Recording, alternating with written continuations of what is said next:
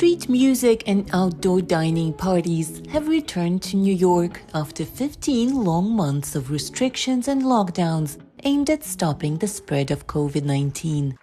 You can sit down in more restaurants without having to give names and get a temperature check. So it's heading in the right direction, I'd say. I kind of feel back to normal, almost there. Yeah, feels good. Good to be in New York. I don't know, I just want the world to heal.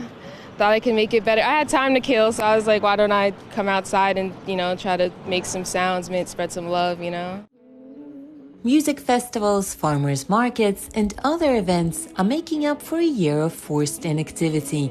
Union Square is packed with people, and all are 2 meters apart, even though city authorities have lifted social distancing and other pandemic restrictions imposed in March 2020.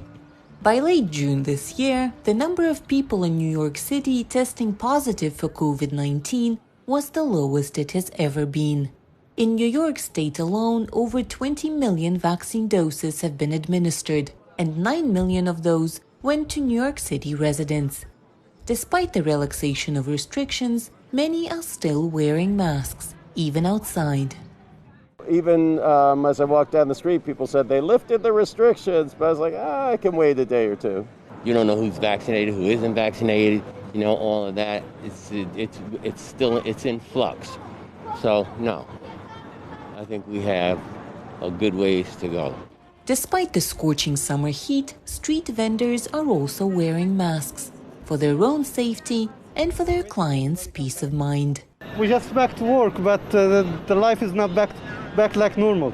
It needs time to be okay. Just 62% of Manhattan office workers will be heading back to their desks in September, and they will spend only 3 days a week at most in the office, according to a survey by the Partnership for New York City. Almost 40% of office workers say they are ready to resign if they cannot work from home a few days a week. There is also concern about the safety of using public transportation again. It's hard. Yeah, getting on the subway and walking around, even though I know the restrictions are lifted and we're outside, I still sometimes feel a little guilty, even though I know I'm fine. New York authorities have launched a program to help reopen small businesses hurt by the pandemic. The $11 million program, called New York City Business Quick Start, aims to help some 50,000 small businesses by guaranteeing quick responses to inquiries and cutting processing time by 50%. For Nina Vishneva in New York, Anna Rice, VOA News.